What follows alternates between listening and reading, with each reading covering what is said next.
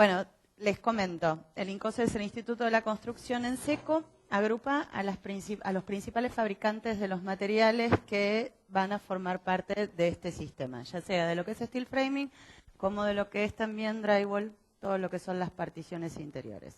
Particularmente yo formo parte de una de las empresas que se dedican a la fabricación de los perfiles, ¿sí? Todo lo que tiene que ver con las estructuras de acero. A la vez hay más de estos fabricantes, somos en total 3 los que fabricamos perfiles de acero. Hay las 2 principales fábricas de placas de roca de yeso, aislación, tornillería y demás. Todos los componentes hacen que nosotros podamos establecer construcciones de este tipo. La primera parte de lo que yo voy a hablar tiene que ver con lo que es el acero en sí, ¿sí? Para que entendamos cuáles son las características de por qué tenemos que usar perfiles de acero galvanizado y no otro tipo de material metálico. A partir de eso vamos a empezar a desarrollar todo lo que tiene que ver con el sistema de steel framing, de dónde proviene, cuáles son los inicios, para después meternos ya en las partes de las construcciones. En la medida que yo vaya hablando, el que me quiera hacer una pregunta, no hay ningún problema, me pueden interrumpir las veces que quieran, podemos interactuar, que de eso nos vamos a alimentar, porque esto es una presentación y en la presentación hay cosas que por ahí no están puestas, pero que pueden ser una consulta que tengan ustedes y la podemos entre todos desarrollar. Bueno, este es el proceso, digamos, por el cual se obtiene el acero galvanizado, del cual después vamos a obtener los perfiles. En principio lo que les diría es que todo lo que está en una línea de color negro es antes de que esté el galvanizado, la protección de zinc que se le da al acero para su protección.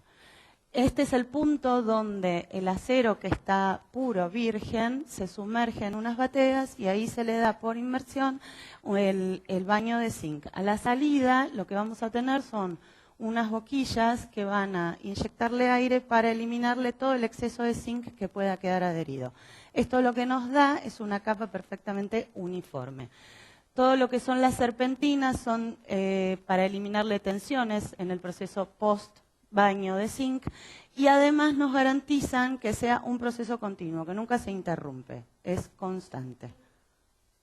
Entonces, lo que terminamos obteniendo es una capa de acero base con una aleación de hierro-zinc y finalmente la capa de zinc. Esto es un corte, pero ustedes piensen que los perfiles que se utilizan para este tipo de construcción son de espesores delgados, si los vamos a comparar con lo que es un UPN o un IPN. Nosotros hablamos de perfiles en espesores que van desde los 0,93 milímetros hasta 2 milímetros con 0,4 o 2 milímetros 50, que ya es casi que no se utiliza demasiado porque estaríamos necesitando por ahí otro tipo de perfil. Pero los espesores son esos, imagínense lo que son 2 milímetros, que es el máximo. Es muy, muy delgado. Entonces, lo que tenemos es, si nosotros viéramos una tabla de los elementos, todo lo que está colocado por arriba del hierro o el acero son los metales que se van a sacrificar para evitar la corrosión de ese alma de acero. Todo lo que está por debajo va a suceder a la inversa. Si yo colocara cobre en contacto con mi perfil de acero galvanizado, se va a sacrificar el acero para proteger al cobre. Entonces, esos son los casos en los que tenemos que evitar el contacto entre los metales. Ya al día de hoy es muy raro que existan algún tipo de instalaciones en estos metales. Nadie creo que vaya a poner una cañería de oro ni nada por el estilo. Pero bueno, lo que sucedería sería eso. Entonces, tenemos que interrumpir el contacto metal-metal. Si nosotros tuviéramos que decir cuáles son las diferencias entonces entre tener un perfil de acero galvanizado contra un perfil de acero con una pintura anticorrosiva, lo que determinaríamos es lo siguiente. La aleación que se produce con el proceso de galvanizado genera este tipo de barrera de protección. Cuando yo interrumpo esa barrera, ¿sí?, por proximidad, el zinc me sigue protegiendo el alma de acero. Si yo, por lo contrario, aplico una pintura anticorrosiva, donde se interrumpa esa barrera de pintura, la corrosión empieza a expandirse por debajo de la misma. Los perfiles, yo les dije que se obtenían de un proceso que lo que nos entregan es una bobina, ¿sí? No nos entregan un perfil. Nos entregan una bobina, esa bobina mide 1220 milímetros en su ancho. De ahí es de donde se van a cortar las diferentes secciones que nosotros denominamos flejes para la fabricación de cada uno de los tipos de perfiles. Esos flejes tienen un tamaño tal que va de acuerdo al tamaño del perfil que nosotros vamos a fabricar. Entonces, si yo tengo una bobina que mide 1220 y la estoy cortando en fetas para sacar los perfiles, si esa protección no fuera de este tipo, cada vez que yo la corte, genero un espacio por donde la corrosión podría empezar a actuar. A su vez, esos flejes que después se van a colocar en las máquinas perfiladoras para producir los perfiles, también tienen largos estándar de los perfiles, en este caso de steel framing, un largo estándar de fabricación de 6 metros. Si yo cada vez que lo corto a los 6 metros o a la medida que fuera necesaria, lo dejo sin protección, tengo corrosión. La corrosión, para que entiendan, cuando hay un principio de corrosión en un perfil de acero galvanizado, no es el óxido amarillo que nosotros conocemos, es óxido blanco, se ve blanco, pero eso se limpia con un trapo, con algún tipo de nafta, queroseno, esas cosas, y ya está, se terminó el problema, no hay más nada para hacer. Generalmente se suele dar la aparición del óxido blanco cuando los perfiles por ahí fueron dejados a la intemperie, hubo una lluvia, no se movieron en mucho tiempo y entonces ahí el agua generó algún tipo de corrosión. Pero si no, normalmente eso no va a ocurrir. Para entender cuáles son los principios de la perfilería para steel framing, hay normas de calidad. Las normas de calidad son las IRAM-YAS U500-205 en este caso, a diferencia de lo que es la perfilería de interior, que son las IRAM-YAS U500-243. En este caso es la 205. ¿Qué me determina a mí la norma? A mí la norma me determina todas las medidas necesarias y espesores y demás que deben de tener los perfiles para cumplir con la calidad. La calidad va de la mano también en esas medidas, sobre todo en los perfiles de construcción, porque ya lo van a ver mañana, pero ustedes tienen un montón de valores que son momentos de inercia, radios de giro y etcétera, que son los que determinan el cálculo estructural para saber cuál es el perfil que tienen que colocar en función de la construcción que ustedes quieran hacer. Si nosotros variamos las medidas de los perfiles, entonces esos números que nos sirven para el cálculo empiezan a variar. Por ahí no mucho, por ahí sí. Entonces, las normas establecen, por ejemplo, en el caso de los perfiles PGC, que deben de tener un alma que es variable, que es la denominación que después nosotros le damos al perfil. Las alas son constantes, miden 40 milímetros y tienen labios de 17 milímetros. Por el contrario, el perfil U tiene el arma variable y sus alas son de 35. No tienen labios, ¿sí? Mientras nosotros cumplimos con esas medidas en función de la norma, es que garantizamos que los cálculos estructurales que hacen a la construcción en sí están practicados de manera correcta. Si están los perfiles en desacuerdo con esas medidas, puede ser que cuando nosotros hacemos un cálculo de verificación del perfil, estemos muy sobre el límite de lo que necesitamos y corramos riesgo en la construcción. Entonces, por definición, los perfiles están obtenidos a partir del conformado progresivo en frío de un fleje. Esto es lo que yo les decía. Yo recibo una bobina de 1220, la voy cortando en diferentes flejes y a partir de ahí van a empezar a enhebrarse en la perfiladora los flejes para ir provocando deformaciones plásticas en frío. El fleje no va a tener ningún proceso de calor, simplemente son rodillos que en el paso a paso le van provocando la deformación hasta obtener la forma final. Muy bien, les presento a los perfiles que van a estar actuando en estas construcciones. Para los que conocen de lo que es el drywall, la construcción interna, particiones en seco, este es el PGU, que sería lo que es la solera. Su par es la solera. Y este es el PGC, que su par es el montante.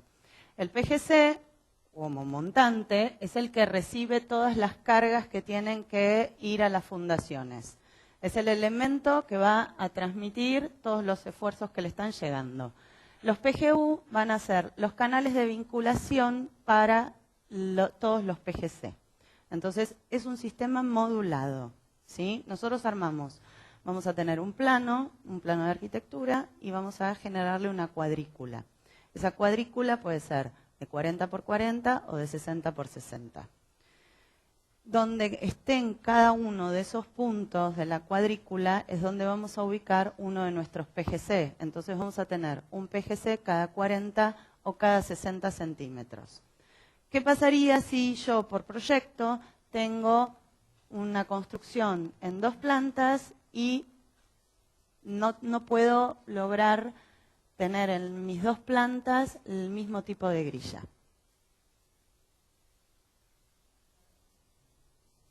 Genero una de 40, una de 60.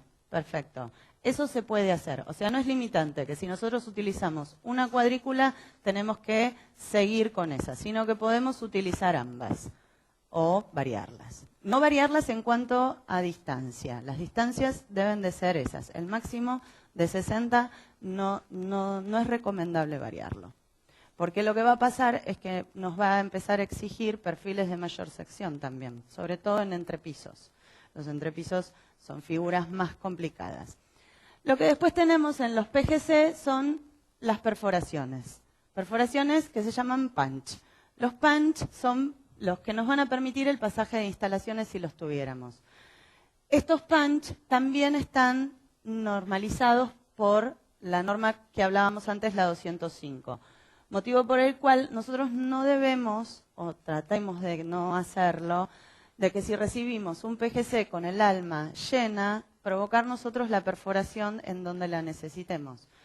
¿Por qué? Porque no debe de tener más allá del 75% del tamaño del alma. Por eso hay perfiles que tampoco admiten tener ningún tipo de perforación. Si bien no son los que se utilizan para construir, sino que se utilizan más para lo que son fachadas ventiladas y demás, debemos de evitar hacer cualquier tipo de perforación en obra in situ nosotros para el pasaje de instalaciones. Siempre es preferible tener más conocimiento de nuestro proyecto y poder pedir al fabricante, al distribuidor o a la persona que nos vaya a dar los perfiles que haya una cantidad con perforación y otra sin perforación. Estas perforaciones van a estar desde el inicio del perfil hasta la primera, va a haber 300 milímetros de distancia. Y entre perforaciones 600 milímetros, el doble. A su vez, cuando lleguemos al otro extremo, vamos a volver a contar 300 milímetros hasta la primera perforación. Sí se podría obviar tener tantas perforaciones, o sea, le pueden pedir al fabricante obviar alguna de esas perforaciones, manteniendo este módulo. O sea, yo puedo quitar, en vez de que sean 600, puedo hacer 1200 milímetros, pero no puedo decir, yo necesito una perforación a 200, la otra 400 y así, porque con la norma no nos lo permite, ¿sí? Si el fabricante certifica la norma, les va a decir que no tiene esa posibilidad, porque las inspecciones que se hacen son aproximadamente cada 15 días que viene la gente del IRAM y toma muestras al azar para verificar de que se estén cumpliendo todos los ensayos, ya sea de alabeo y demás de los perfiles, y que los perfiles a su vez estén cumpliendo con las medidas establecidas. Bueno, hablamos mucho del acero, vamos a arrancar entonces cómo es este sistema de steel framing. Los antecedentes que tenemos es, por un lado, el balloon frame. las construcciones que se ejecutaban con madera, donde lo que teníamos era montantes que cubrían toda la luz, la altura de mi construcción, ¿sí? Cuando generábamos un entrepiso, la descarga era excéntrica. ¿Por qué? Porque no se interrumpía esta línea. Entonces, simplemente se le provocaba una perforación para el calzado de lo que sería el entrepiso. El sistema evoluciona también derivado de que cada vez se necesitan construcciones de mayor altura y deriva en lo que es el platform frame, donde ya lo que se hace es tomar por altura de piso y el entrepiso corta esa altura y genera una descarga axial, ¿sí? Hasta acá todo es madera. La evolución del platform frame en metal es el steel frame. Entonces lo que vamos a tener son perfiles que cubren la altura, de cada uno de mis pisos y los entrepisos que los cortan, generando este tipo de descarga. Entonces, generalmente lo que nosotros tenemos que tratar de lograr en el sistema es que todos los perfiles PGC estén en una línea. ¿Para qué? Para lograr que las descargas vayan en línea, ¿sí? Si nosotros hiciéramos la cuadrícula de 40 y de 60 y no nos coincidiera la modulación, porque va a pasar eso, después se va a resolver generando vigas de distribución para volver a alinear las descargas hacia los perfiles que estén en la parte superior. Al tener este contacto directo entre las almas de los perfiles, entonces las descargas son lineales, van directamente hacia nuestra platea de fundación. El sistema va a ir sobre una platea, no va a haber otro tipo de cimentación. Es una platea donde se va a apoyar, el sistema es liviano, porque los perfiles no constituyen figuras pesadas, entonces es siempre mucho más liviano que lo que es una construcción tradicional. A su vez, la única parte húmeda que va a haber en la construcción, en todo concepto, va a ser esta platea. Después de eso, después de generada la platea, nosotros no vamos a tener más nada en húmedo, no vamos a construir más en húmedo. Es un conjunto de subsistemas que trabajan todos formando una unidad. ¿Por qué? Porque los perfiles son cada uno una unidad, pero yo los estoy vinculando con los PGU, que son los canales, y logro armar un conjunto trabajando. ¿Sí? ¿Me siguen? Estoy muy pesado. ¿Vamos bien? Bueno, como es liviano, como es un conjunto de subsistemas que están vinculados todos entre sí y demás, es que este sistema es apto especialmente para todo lo que es zonas sísmicas. No sé si saben que, por ejemplo, lo que es Tierra del Fuego tiene la misma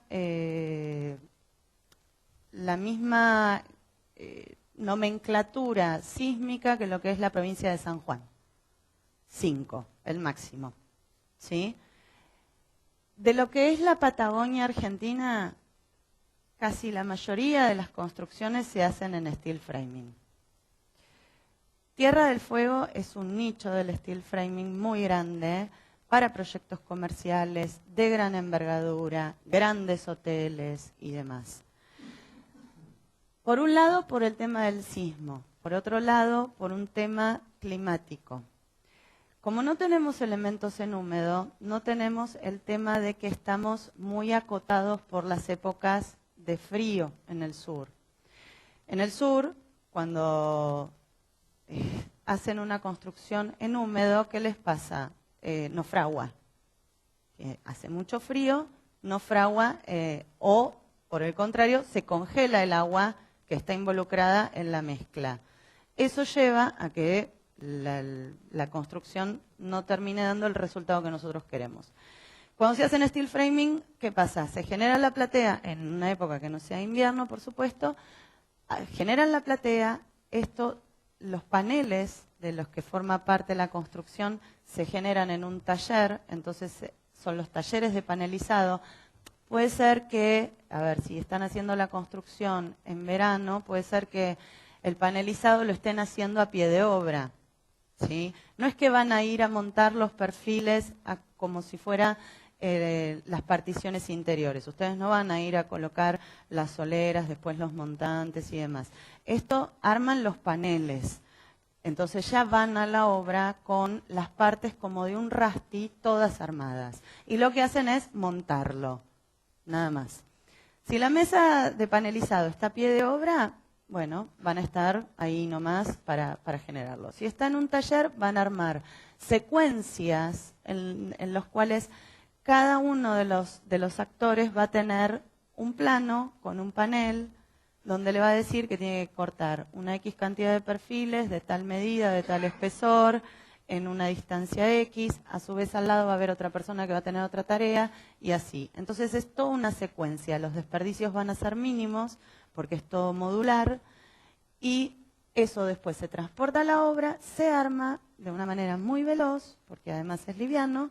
Entonces los paneles van a estar ejecutados de manera tal que no se haga necesario el uso de ningún tipo de maquinarias ni nada para el izaje y montaje, sino que las personas lo pueden levantar.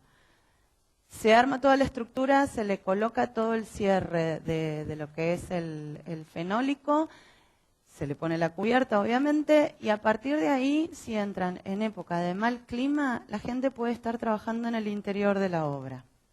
Entonces aceleran todo el proceso, la obra no tiene que estar parada, están trabajando adentro mientras tienen épocas por ahí de mal clima, nieve, lluvia, viento, frío, lo que fuere. Con esto se logra reducir generalmente el tiempo de ejecución a la mitad. Por ejemplo, un hotel en Calafate, donde yo estuve, se construyó todo un ala nueva de aproximadamente 1.500 metros cuadrados. En 2 plantas. El hotel seguía funcionando y al mismo tiempo se estaba ejecutando la obra. Delante de este hotel había otro con las mismas características, también haciendo una ampliación en húmedo. El hotel que se hizo en seco estuvieron trabajando 8 personas durante 6 meses para ejecutar los 1.500 metros cuadrados con alfombra, camas, sábanas, perfumado, tiraron abajo la pared de vinculación y tenían el ala nueva. En ese mismo tiempo, el hotel de enfrente, que estaban haciéndolo en húmedo, todavía no había avanzado ni la tercera parte, porque además les tocó mal clima, e independientemente de eso, el tiempo de ejecución es otro. Entonces lo que ganamos siempre es velocidad, limpieza y no tenemos desperdicio de materiales. Además de eso, tenemos una construcción racionalizada totalmente. ¿Por qué? Porque nosotros, una vez que tengamos nuestras placas colocadas, ya está armado, no vamos a generar roturas para el pasaje de ningún tipo de instalación, porque las instalaciones ya las pasamos en el momento que era antes del emplacado final. Entonces, siempre fuimos ganando. Lo que sí se requiere es conocer muy bien la obra para no tener que después decir, me pasó que algo me olvidé, algo me falló, tengo que desandar lo andado. No hay limitaciones de diseño. Somos arquitectos, los arquitectos nos encantan las formas curvas o las diagonales o lo que fuere. Todo se puede ejecutar. Las curvas se pueden hacer, sí se pueden hacer. ¿Es recomendable en el steel framing? No demasiado, pero no demasiado por un tema de que es como una labor muy artesanal. Cuando nosotros hacemos curvas en los perfiles, para lograrlas tenemos que ir cortando en B las alas del perfil U, para poder tomar la curva que estamos buscando. Acá no lo podemos cortar con tijera común el perfil, porque si bien son espesores delgados, cortar con una tijera un espesor que ya es de 0,9 se complica. Los perfiles se cortan con sensitiva y hacer cortes en B con una sensitiva genera que es más un trabajo artesanal de mucho tiempo y mucha dedicación que no amerita la curva.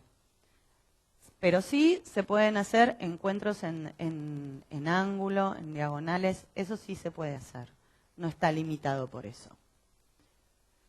Bueno, entonces, como bien dijimos, tenemos la platea, los paneles, los entrepisos, las cabreadas. Esas son todas las partes que van a componer nuestra construcción. La platea va a ser la única que sea en húmedo. El resto lo vamos a hacer todo con los perfiles. Solamente con estos dos tipos de perfiles, con el C y con el U. No hay otro. A ver, hay uno más, hay un perfil más que se utiliza más que nada para lo que es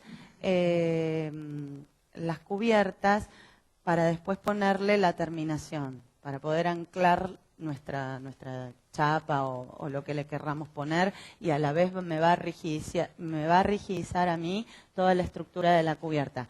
Pero las partes estas de entrepiso, cabreadas y paneles se van a generar solamente con perfiles C y U.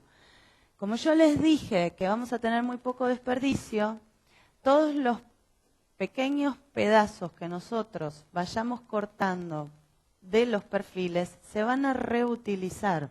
Sobre todo todos los pedacitos que vayamos cortando de lo que son los perfiles C. Porque todo eso se utiliza después para hacer rigidizaciones y demás. Los perfiles C los vamos a estar utilizando para los paneles, para las vigas, para los dinteles y para las cabreadas. Los perfiles U para soleras de panel, soleras de vano, cenefas y refuerzos de secciones compuestas. Las secciones compuestas generalmente las vamos a encontrar en todo lo que son las vigas. ¿Por qué? Porque las vigas por ahí es la componente de un perfil C con un U o de dos perfiles C con dos perfiles U. Y lo mismo me va a pasar en los dinteles. Los dinteles van a ser combinaciones de perfiles C que los voy a terminar cerrando con perfilería de PGU. ¿Cuáles son los tipos de esfuerzos entonces que vamos a tener que tener en cuenta para determinar los perfiles que nosotros vamos a tener que utilizar? Nosotros tenemos por un lado el peso propio de la construcción, las sobrecargas, o sea, qué tipo de uso le vamos a estar dando a nuestra construcción, sobrecargas de nieve si las hubiera, esfuerzos de viento y movimientos sísmicos. De todos estos esfuerzos, ¿ustedes cuál consideran que es uno de los más importantes? El del viento. El del viento porque va a ser una fuerza que va a estar actuando de manera perpendicular hacia nuestra estructura. Entonces, le genera una carga mucho más importante de lo que puede ser un movimiento sísmico. O sea, por ejemplo, volviendo al caso de Tierra del Fuego, a mí me va a aportar más esfuerzo el viento que lo que puede ser la determinación del área sísmica que tiene Tierra del Fuego. Tengo fuertes corrientes de viento que me hacen un aporte de cantidad de kilos inmenso, inmenso. Entonces, todos estos esfuerzos que tenemos acá los tienen que recibir los perfiles C y tienen que ser capaces de transmitirlos hacia la platea. Entonces, si nosotros analizáramos una estructura de columna y viga, lo que tenemos es que con una carga puntual, ¿sí?, nuestra viga la reparte y la deriva a las columnas hasta llegar a las bases para generar la misma fuerza contraria. Cuando nosotros tenemos una carga uniformemente distribuida, lo que hace nuestra estructura es tomar pequeñas partes de esa carga y derivarla para generar la fuerza igual y contraria. Pero esto es una unidad, ¿sí?, un elemento único. En el caso del steel framing, lo que vamos a tener es que las cargas son puntuales uniformemente distribuidas. ¿Por qué? Porque cada uno de los perfiles va a estar tomando una pequeña porción de carga para descargarla hacia la base. Entonces, La carga está a punto, pero se va a volver uniformemente distribuida. Muy bien, para empezar con los paneles lo que tenemos es que es un conjunto de PGC que están colocados a una distancia rítmica, ya hablamos de los 40 y de los 60, que cada uno de ellos va a tomar una pequeña porción de la carga y que la van a transmitir hacia la fundación. Estos PGC van a estar vinculados en la parte superior e inferior por los PGU, que van a ser sus soleras de vano, soleras de panel y etcétera. Las características van a estar dadas por el proyecto. Entonces, ¿qué quiere decir esto? Que yo voy a tener que analizar en mi estructura hacia qué paneles voy a estar direccionando mis esfuerzos. Si yo tengo una construcción en una planta, con un techo a 2 aguas. Supongamos que es esta. Yo tengo mi techo a 2 aguas hacia mi izquierda y mi derecha. Voy a tener 2 paneles que van a ser portantes, que son los que van a estar recibiendo la descarga de la cubierta. Y otros 2 paneles que no lo van a hacer. La característica va a ser que los paneles portantes van a tener resoluciones diferentes de los que no lo son. Los paneles portantes, si quieren hacer una comparativa, van a terminar siendo los hermanos más grandes de los que son los tabiques de interior, porque no van a tener que redireccionar ningún esfuerzo. En cambio, los portantes no. Los portantes van a tener la característica de que si yo genero un vano o algo, voy a tener que suplir la sección del PGC que yo quite. ¿Sí? Yo hablé de un esfuerzo en línea, donde se conectan siempre los perfiles. Se trata de que la descarga sea lineal. Si yo tengo un PGC colocado en mi planta superior, acá tengo un entrepiso, acá tengo otro PGC.